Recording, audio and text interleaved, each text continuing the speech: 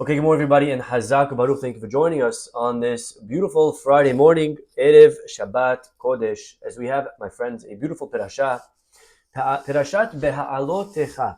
Okay, our parasha Behaalotecha is a very complicated parasha because there's so much going on, and it seems like everything is just random stuff thrown into one chillin' pot. Into one parasha. We got some potatoes and some wheat and some barley and even ketchup, whatever you put in your cholent. Well, this parasha, Behaalotecha, is just a combination of a lot of different things. And it's a little bit difficult to see the common thread and the flow. And we're not going to really do that today. But at least I would like to share with you one idea from, of course, Rabbi Bachye, as we're trying to study him this year on the parasha. So my friends, please turn to chapter 11. Okay, and I don't mean that in the economic sense, God forbid. Okay, okay. Please turn to chapter 11.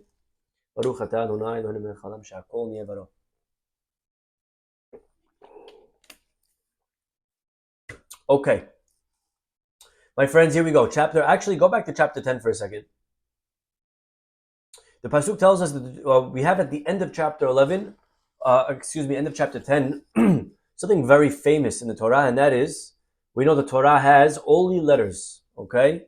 Torah doesn't have nekudot, it doesn't have the vowels around the letters, it doesn't have the tunes, the notes on top of the letters or under the letters, okay? The only thing that you'll find in the Sefer Torah are the letters and the spaces in between, okay? There's one and only one exception, and that is that you will find over here in our parasha, there is what we call the backwards nun, the very famous kind of like parentheses. Imagine two parentheses. And our rabbis notice, if you look in the Torah, you'll see two big black parentheses right here. And it has to be in every single Sefer Torah. It's not there just by mistake. Every Torah must have these parentheses. And our rabbis notice and say that these parentheses are kind of telling you that these two verses that are within these parentheses, within these brackets, technically don't belong here.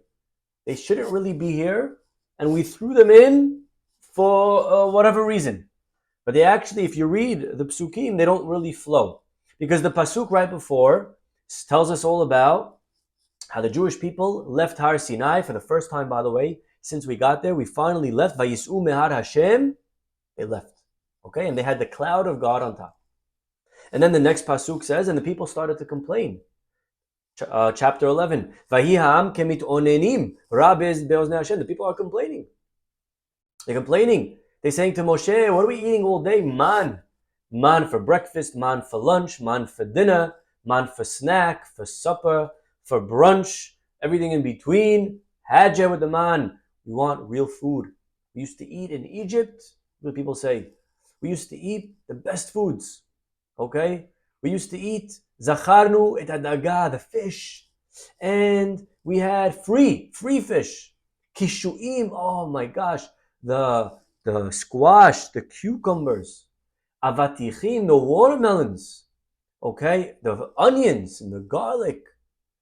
People over here are yearning for the old produce that they used to eat in Egypt. And they're like, Moshe, we get none of that over here. Now we're stuck with this good old same man. Take a look, my friends, at Rabbi Bachye, okay? Take a look. He explains, and I read and explain. Hayu mevazim hamazon hanichbad. The people are actually trying to belittle this very powerful man. And in order to belittle it, they compare it not to powerful and yummy and expensive produce in Egypt, because the truth is, in Egypt, Hayu be'eretz Mizrahi perot larov. There was a lot of vegetables in Egypt, because the pasuk says back in Genesis, Kegan Hashem ke'eretz Mitzrayim. Remember when Lot saw Sodom, the pasuk compares it to Egypt. That's how beautiful Egypt is. That it was the paradigm, it was the example. When you wanted to say, wow, I was in the most beautiful place in the world. Where were you? I was in Egypt. Egypt was very, very, very, the land was very fertile, and they had the best fruits and vegetables was from Egypt. But the people, they didn't mention all of these yummy and expensive kinds of produce, significant, important types of produce. Rather, right? Why not? Because the Egyptians wouldn't allow the Jews to eat from that type of produce. They had to mention cucumber. They had to mention onions. They were given the cheap produce, so that's what they knew to compare it to. Furthermore, even the fish that the people mentioned, oh, we had fish, so much fish.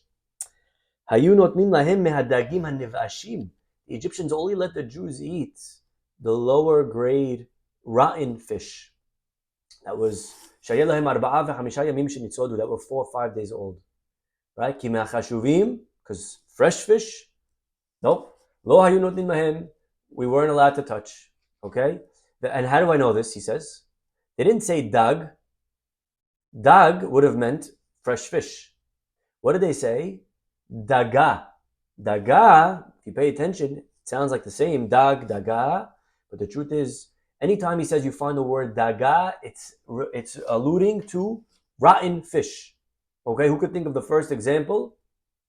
Where was there rotten fish? Let's see who knows. There, history, Bible history.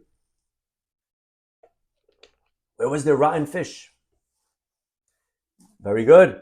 Shemot, back in plague of blood. V'hadaga asher bayeor meta. Okay, all of the rotten fish died out in, yes, very good, in the first plague of blood. Okay, so you see over there, uses the word daga, not dag. Dag would have indicated fresh fish. Daga means rotten fish. So what are the Jews complaining about? They're saying, wow, Moshe, you're giving us man. We don't want man. We want those amazing vegetables. What kind of vegetables? You know, cucumber, onions. Why didn't you mention the good ones? Because you didn't get good ones. You didn't get good ones. You want to go back to a place that they didn't even let you eat the fresh fish. They gave you rotten fish. A further example, by Yonah. Look at this. Man, he brings from all the places in the Torah. If you go back to Yonah, remember Yonah, we read about it on Yom Kippur, my friends. Yonah was that prophet that tried running away from God. He didn't want to deliver the words of criticism to the city of Nineveh. And what happened? He was swallowed by a fish. The pasuk says, Vayman Hashem dag gadol. God brought a large fish. Dag. Pay attention. Dag. Okay. Well, fast forward a few verses. It says, Vayitpalel Yonah el Hashem. Yonah prays to God, Mim'ei hadaga. From the belly of the daga. Wow. So all of a sudden we're seeing back-to-back verses. It calls it a dag, and it calls it a daga. Why? And from here we learn, right? Ki hayoshev because the fish died. The fish didn't stay alive. Hiskiro b'shem dag v'ka'asher bar'o. Once the fish swallowed Yonah and it accomplished its mission, mit v'kar'o daga. It died, and Yonah is now sitting in the belly of a dead whale. And then the pasuk calls it a daga because this dead whale started to rot. And that's why it says he cried out to God from beten sheol, from the stomach of the depths. And he explains, you could only say that if it's a dead fish. Because if you're sitting in a dead animal, it's like you're sitting in the sheol, in the abbeys. And therefore, you see the word daga again. He's just giving you another proof that the word daga is referring to a something that's rotten. You find it by Yonah. Now he does ask on himself an interesting question. You may observe it says that God called to the dag to spit him out. So you see that it says dag again. So dag, then daga, then dag. So what? It's back alive. It was dead, alive, and then it rotted, and it became dead, and then it was dag again. He says no. He says dag sheni haya. It was a second fish. There were two whales in the story. Because in kevodo liyot babeten amet, it wasn't really appropriate for Yonah to sit in the belly of a dead fish.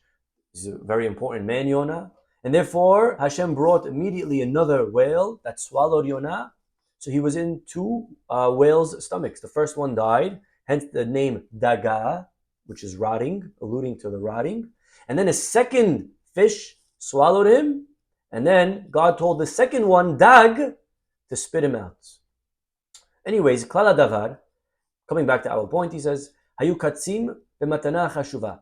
These Jews, these complaining Jews, were disgusted already with this man, and therefore their only intention was to kind of slander, downgrade, talk down to lehatil dofi b'man. They just wanted to belittle the man, ve'alken, and therefore hiskil b'chol ha'perasha ha'am. That's why you always find over here, it doesn't say the Bnei Israel. Bnei Israel is an significant term. It doesn't say that. What does it say? It says Am. Am, the people. Low level people. Okay, there's two different ways. Sometimes you refer to someone by a more important name. Sometimes when you don't like them so much, you use a lower name, right? Okay, and that's why, by the way, the people, they weren't really complaining. They just wanted to talk gossip. And he says that's why it's right next to the episode of Miriam. Because what did she do? She spoke gossip about her brother, right? And then the next parasha we're going to see next week, Shelach, the spies. That's a big parasha also. Because they also just wanted to complain. You see over here, sometimes in life, my friends, we like to complain. We're not even sure what we're complaining about, but we're just complaining. Sometimes we come home, we're in a bad mood, and we just complain. What are you complaining? What are you complaining? Think about what you're actually trying to say over here, right? What are you complaining? That you didn't have rotten fish? Really? What are you complaining? That you didn't get low-grade vegetables? That's what you're complaining about? Continues Rabbeinu Bachya and says, it's furthermore possible to suggest, why did they mention these vegetables? Yore al roa tiv'am. He's telling you about their bad nature and how strong their ta'ava was. My friends, every one of us has a soul and a body. The soul wants to do godly things, learn, grow, wisdom, thoughts. That's the soul. The body wants the physical things. And the people here were so in touch with their physicality and their temptations. Ha'asafsuf, these people, right? Even the people that followed them, they were following their temptations. They were following physicality, materialism. And that's why it says, Hit'avu ta'ava. They desired a desire. Okay? They wanted just physical things. They followed their animalistic nature. And this desire was so strong. He gives an example over here. How the people were crying. What were they crying about? They were crying with their families. The Pasuk says they were crying with their families. Interesting detail. Who cares? Crying with their families, with their friends. What does it matter who they were crying with? Our rabbis say, no. They were crying because of their families. Al ha'arayot. Because till now, before they got the Torah, they were able to marry almost whoever they wanted. And now the Torah came and curbed and limited all forms of marriage. And they were crying over their family, meaning over who they were allowed to marry. You see that the people were so engrossed with their physicality, their immorality, with their drive for pleasure, with physicality, with women. They were crying over their drive for food, right? Right? They didn't care about pursuing the intellect. They didn't care about the neshama. וזהו שאמר בלתי להמן עינינו כי לפי שהמן היה מיסוד אחד בלבד והיה עצם פשוט לא מורכב כשאר המזונות. Wow. This is why he's telling you something deep over here. You ready? What didn't they like about the man? What did they like about the man? What are you complaining about? Look at Rabbi Bachya says over here, my friends, very powerful. He says the man was something very spiritual. Although it was food, it was food, but it was spiritual food. There's different types of food. If you had like a food pyramid, right? There's foods that go on the bottom level, then higher, right? Some foods are very physical foods. Some foods are less physical, right? The man was the most spiritual food there was. And that's why they hated it. Because they hated anything that had to do with spirituality. They were had. They were fed up. They were done. They didn't want any more spirituality. Enough God. And by the way, you see, right before this pasuk, it says that they were running from the mountain of God, like a kid running away from school.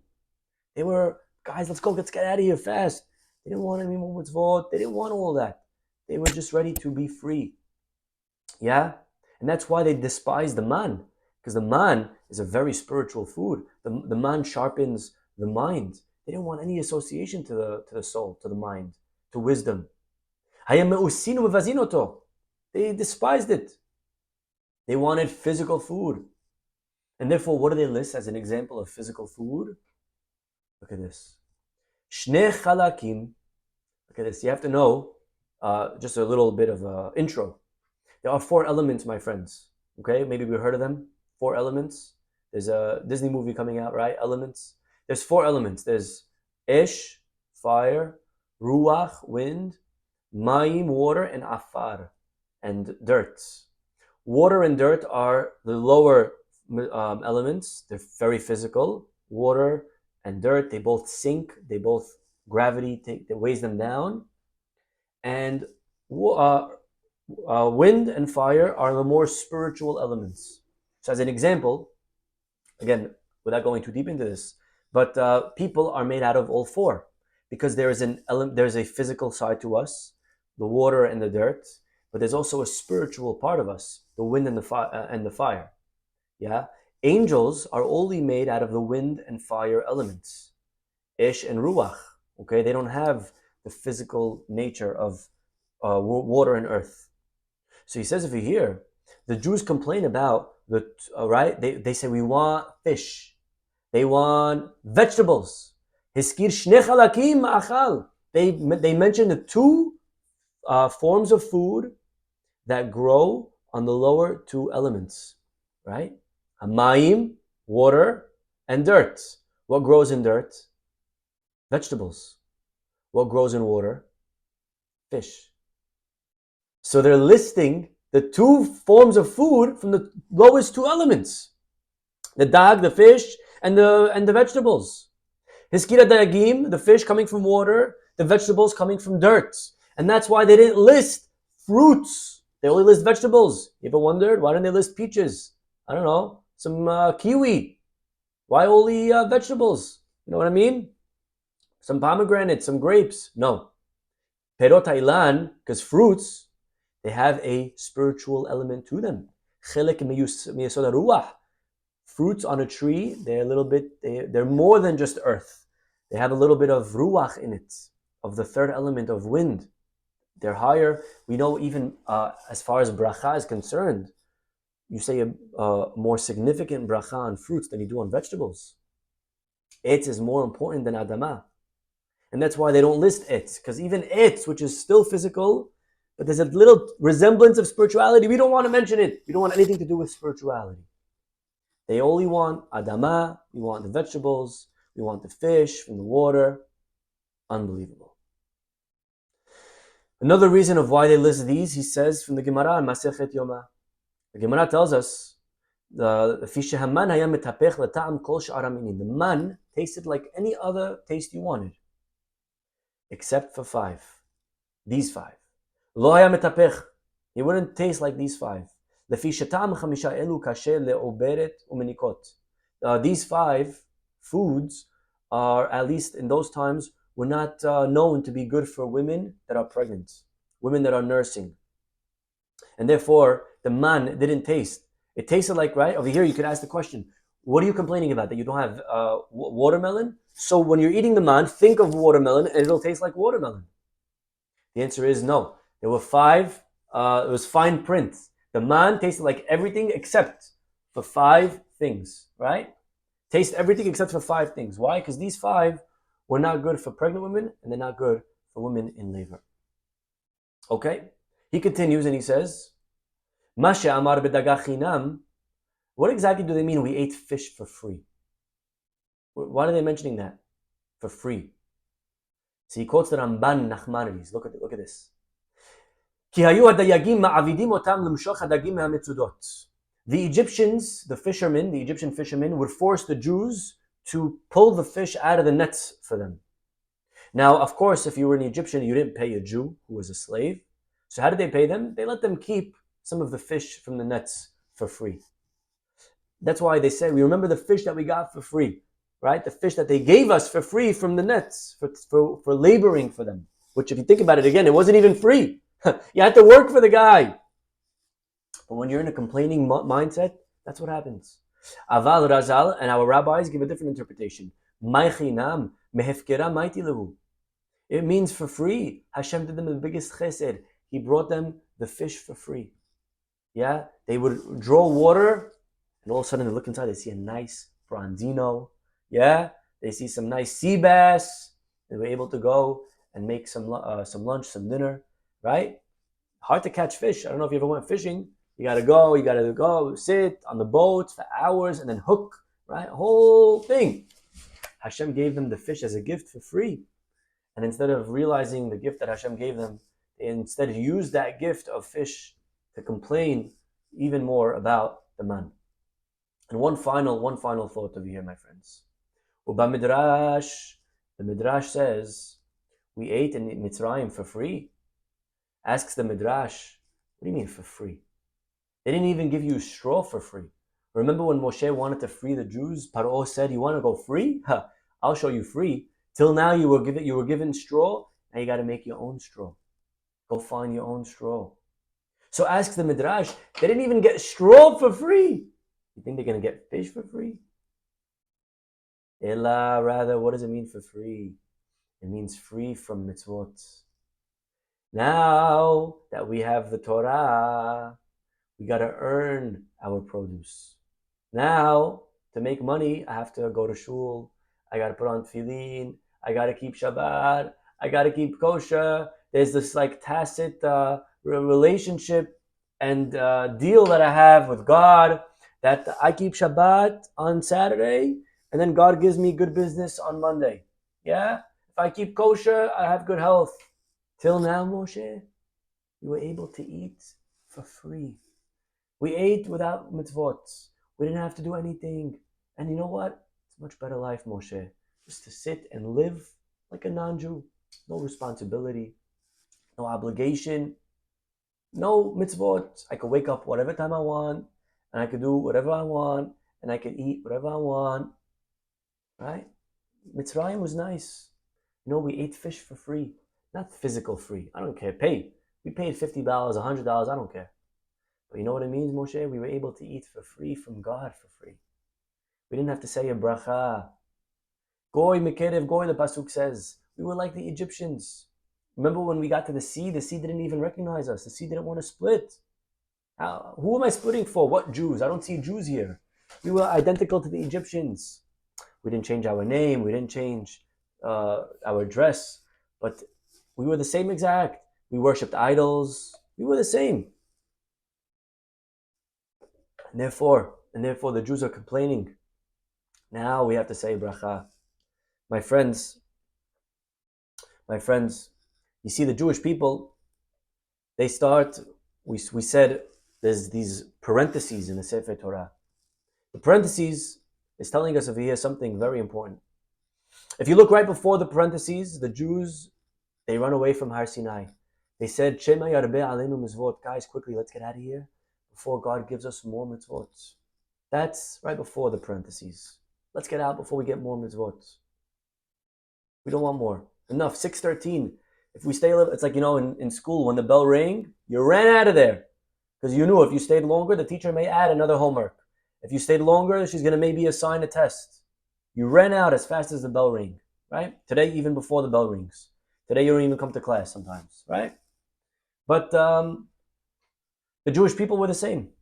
When it was time to leave, they were on Har Sinai for almost a year. The cloud was there, and they didn't move. And finally, the cloud got up and started moving. And the people were like, oh boy, sigh of relief. Whew, right? Okay, now we could breathe because we left this horrible mountain, Har Sinai, that we got all these commandments from. That's it, we're done with school. Right? So they leave and happy that all they have is 6:13. But you know what happens, my friends? In life, we always push the envelope. So if today we just want 6:13, if that's the attitude that we carry, then I guarantee you it's not going to stop there. Then tomorrow, we're going to even complain about the 6:13 that we have. And we're going to end up complaining even about the 5 or the 2 or the 1. Because in life, this mentality of complaining, this idea that it's too much, it's too hard, hard is a mindset. And right in between these two complaints of we have enough, let's get out of here, complaint number 1. And the second complaint is that the people were crying about the man. We were able to eat for free. Right in between those two complaints, the Torah puts parentheses. And it inserts 2 verses. Vayhi bin Soa ha'aron. And it was when the Aron moved that Moshe would say a prayer. Kuma Hashem, rise God. Vayafutsu, and may your enemies be removed from you. These are the 2 verses that were inserted right in between the complaint number 1 and complaint number 2. And the Torah is telling us something so deep and so profound. And that is, what is the solution, my friends? Because don't we feel like that sometimes? Don't we sometimes go through life as if the mitzvot are a hassle? Don't we sometimes feel like they are a burden? It wasn't only 3,000 years ago on Har Sinai. I could imagine it's a little bit of us today. That we feel like, okay, Hajj, it's too much. Too difficult to keep kosher. You go across the world, you travel, you go to Italy, you go to Spain, now it's a summertime, you're traveling, you want to taste the culture, you want to taste from the cuisine. When you're in, I don't know, when you're in Italy, you want to eat Italian food. When you're in Spain, you want to eat Spanish food. You want to live a little bit. You want to taste. Now I got to eat my cold cuts or cold cheese on my hard bread that I tried to preserve and bring with me that's kosher all the way from wherever I'm from. And I got to see if they have kosher ketchup that I could maybe add a little bit. Or I could order just a lemon because I know halacha. So I ordered, vegetables that are not cooked even, and they're not spiced. They're just raw cut vegetables, please, right? It's hard. It's hard. It's a hassle. Sometimes keeping halacha is not easy. I think we feel like that. I think we all feel like that at certain times. It's difficult. Now I got to go somewhere. I got to pray. Got to bring my koracha. Or I got to now keep Shabbat. I want to enjoy the place that I'm in. I'm only here for 4 days. And one out of those 4 days, I got to now keep Shabbat and stay locked up in my hotel room. Right? Chinam. Don't we all want to feel sometimes like we could eat for free? Like we could eat without having to pay? Like we don't need mitzvot, my friends? Like I just want to live, God, without all of this burden. Yeah? I think a little bit we could relate. And the antidote, the remedy, the answer, the solution, my friends, is right here. These 2 psukim in brackets. These psukim that don't belong. And they are right here in the middle. Vayhi bin Soa ha'aron. And it was when the Aron moved. And listen to this, my friends. Our rabbis tell us that actually the Aron, no one carried it. If you look at the sentence grammatically, it doesn't make sense. It says, and when the Aron moved. The Aron moved? The Aron didn't move. People moved it, right? No? Didn't people carry it? It should have said, Vahi bin Soa nosei ha'aron. And it was when those who carried the Aron started to move. But it doesn't say that. It says, Vahi bin Soa ha'aron, because the Aron moved alone. Yes, there were maybe Leviim standing there holding it, but it was an illusion. The Aron moved on its own steam. What the Torah over here is teaching us is that we are not carrying the Torah. We are doing a very big mistake if we think that we are keeping Shabbat for God's sake. If we're keeping kosher for Him. If the reason I need to keep Shabbat or pray, if I'm doing Him a favor, then yes, then I get into this mindset and this mentality of it's too much, it's enough, I can't, it's a burden. I only think like that because I'm viewing it as me doing God a favor. And when I'm doing you a favor, it's a burden. But when a person realizes that they're doing themselves a favor, when a person realizes that they are not carrying Judaism, but actually the Aron noseh et nosav, our rabbis tell us, that the Aron carried those who carried it. When we keep Shabbat, when we keep kosher, we're not helping God. We are helping ourselves. That is a way of assuring ourselves success in this world, success in the next world. When we keep kosher, we're helping ourselves have better dietary laws. When we keep the laws of family purity, we are helping ourselves have better marriages. When a person realizes that everything that they're doing is for themselves, they're not doing it for somebody else. So all of a sudden, this mentality, this mindset of enough, it's too taxing, it's too difficult, it changes. Because we realize so quickly that God doesn't need me. Actually, I need God. Mitzvot don't need me, I need the mitzvot. When I keep mitzvah, it may be hard sometimes. We'll have to realize that when I'm keeping the Torah and the mitzvot, I'm not keeping it and I'm, oh, now look, God, what I did for you. It's like, you know what it's like? It's like a doctor who tells the patient to take medicine. As bitter as it is, the patient never takes the medicine, right? And turns to the doctor and says, all right, doc, look, I took the medicine. You're welcome. Right? Well, you're welcome. You think I need you to take medicine? You want to live? It's for you, my friend. You need the medicine. If only we realized. Vayhi bin Soah Aaron. And it was when the Aaron moved. The Torah is going to make it to the end of time. If we want to make it, we will be wise and grab onto the Torah, my friends. You know what they say? Beautiful parable. Etz Chaim hi l'machazikim ba. Torah is like a tree of life. They say there was once a ship that was capsized and all the sailors and all the passengers were swimming for dear life, trying to swim, but they were in the middle of the sea. What are they going to do? And there was one passenger that he runs over and he grabs one of the planks of wood that broke off from the side of the ship, and he holds onto that piece of wood floating for dear life, floating safely to shore. And after hours and hours and maybe days, he finally winds up on the shore of an island. And as he gets there, a gentleman sees him there holding this huge plank, this log. And the gentleman turns to him and he says, wow, chazak ubaruch, great job, you saved that log. And the man smiles and says, no, you fool, the log saved me. You see, the Torah is like Etz Chaim. It's like a piece of wood, Etz tree floating on water. This world is like a storm, dangerous.